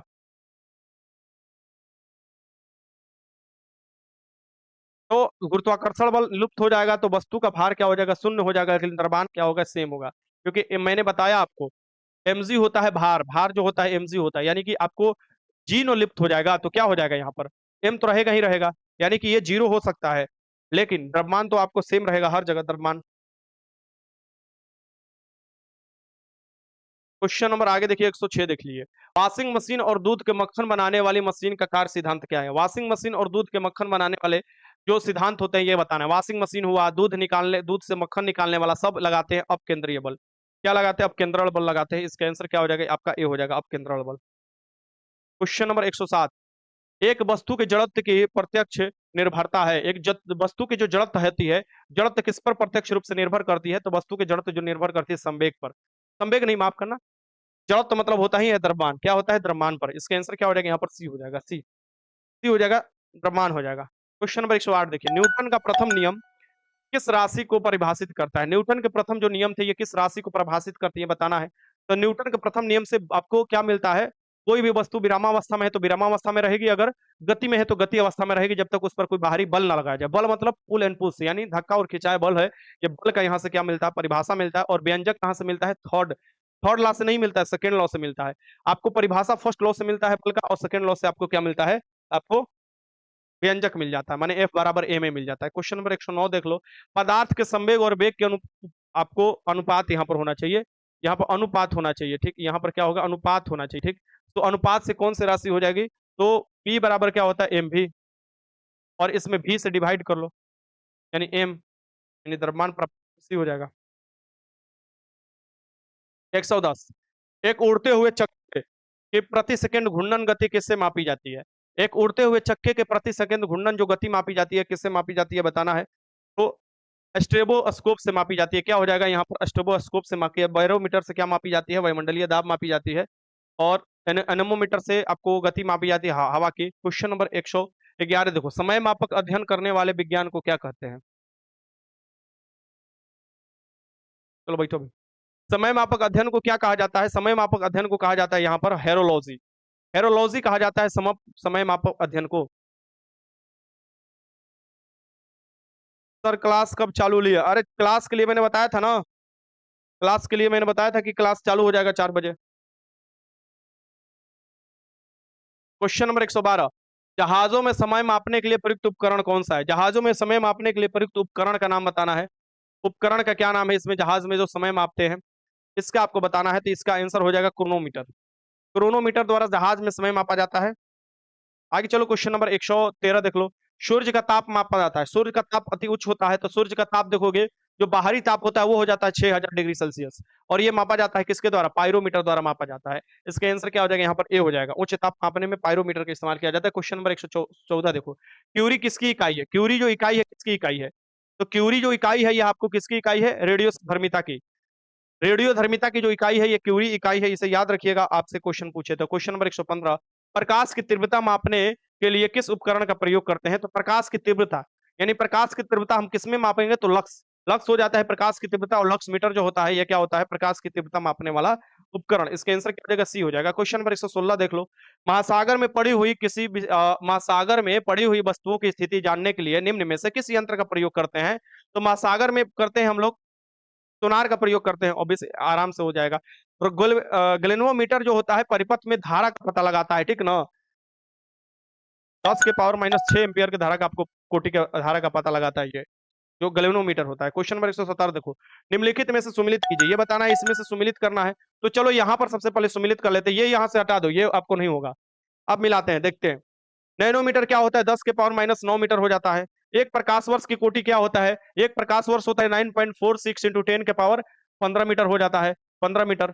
ठीक, तो ये आपको 10 के पावर 15 की कोटि होना चाहिए, ऐसे मिलान करना। एक पिकोमीटर दे रहा है, एक एंगस्ट्रोम, एंगस्ट्रोम होता है 10 के पावर माइनस 10 मीटर, और एक पिकोमीटर होता है 10 के पावर माइनस 12 मीटर। तो मिलान कर लेना यहाँ पर, बस मिलान ही करना था आपको, और यहाँ आंसर लगाना था। तो मिलान मैं कर दिया, अब आंसर तो हो जाएगा कुछ भी यहाँ पर मिलान करने पर। क्वेश्चन नंबर 118 देखो, डॉप्सन किसकी इकाई है? डॉप्सन जो मापा जाता है ये किसके लिए मापा जाता है? डॉप्सन जो मापा जाता है ये आपको किससे मापा जाता है बताइए?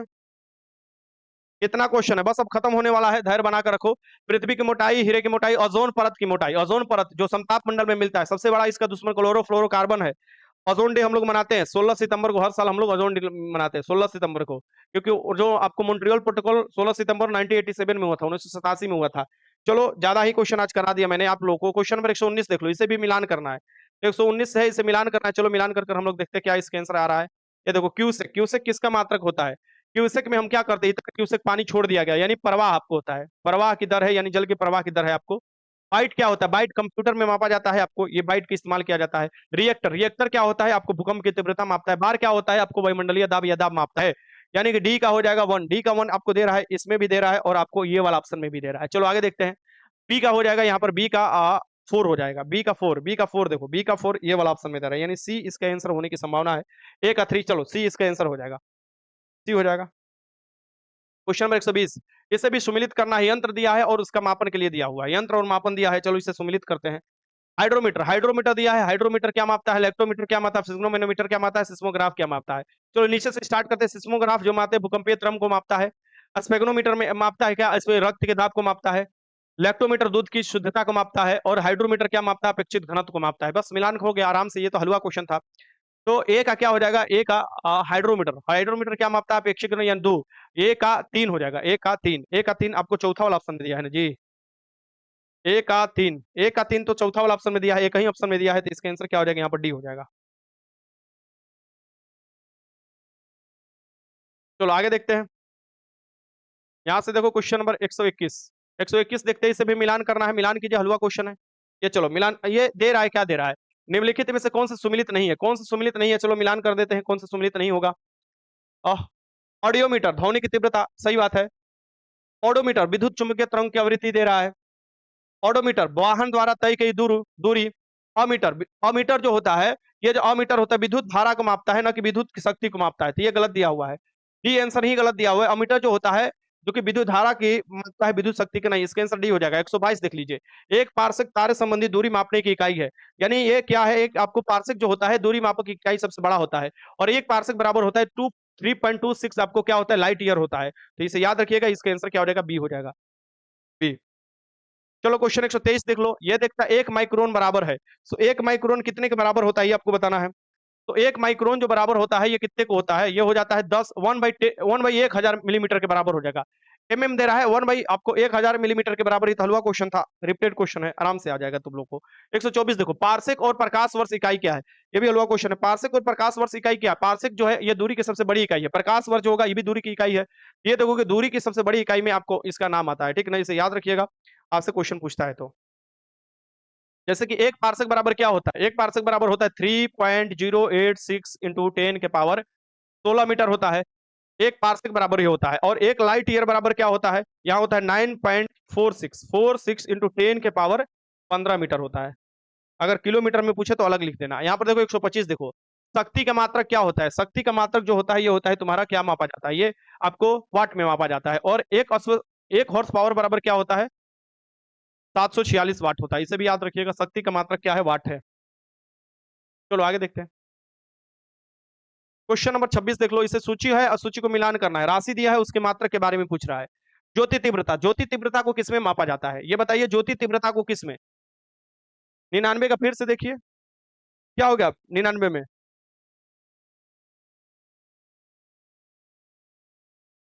अच्छा, हाँ, लोलक की लंबाई के ऊपर डिपेंड करता है। देखो बोले हैं लंबाई है, जो लोलक मैंने बताया है, आप लोग जो बोल रहे हो वो लंबाई के ऊपर, सही बात है, लगा दिए ये। तो थोड़ा अपना भी दिमाग लगाया करो।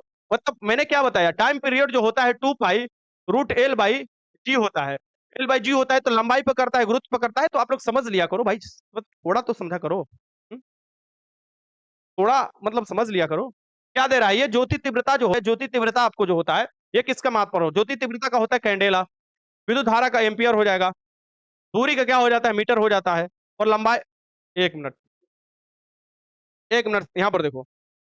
अब क्या ये पूछ रहा है, मीटर लंबाई में होता है ना, लंबाई, और विद्युत धारा एम्पियर, दूरी नॉटिकल मील, मतलब वो भी दूरी का इकाई है, समुद्री दूरी, और ज्योति तीव्रता कैंडेला। सही हुआ। एक का क्या दे रहा है, 2 दे रहा है, 1 का 2 दे रहा है। पहला नंबर ज्योति तीव्रता कैंडेला, 1 का 2 दे रहा है, देखो ऑप्शन में क्या दिया है, 1 का 2। चौथा वाला ऑप्शन में दिया है, एक ही ऑप्शन, एक ही आंसर से निकल गया, डी हो गया। चलो 99 में जो बताया था, आप समझो कि 99 जो बताया था वो क्या बताया था। मैं आपको, हो सकता है कि मेरे मुंह से कुछ और निकले और मैं आपको टिक कुछ और लगाऊं, तो आप लोग समझा करो, इतना सीनियर हो आप लोग, बताओ। मतलब यहाँ पर मैंने क्या बताया था, यहाँ पर बताया था कालावधि टाइम पीरियड किस पर डिपेंड करती है। तो हो सकता है कि मुझे ये लगाने के चक्कर में ये लगा दिया, तो हो सकता है ये कोई डिपेंड, मतलब ये चीज नहीं है। अगर ऐसे होता है तो आप लोग समझ जाया करो कि जो बोल रहे हैं सर वो क्या बोल रहे हैं। बस फॉर्मूला तुम लोग को बता दिए, लंबाई पर डिपेंड करता है और गुरुत्व पर डिपेंड करता है, बस। चलो ये टोटल का टोटल मैंने कितने क्वेश्चन करा दिया, 126 क्वेश्चन करा दिया।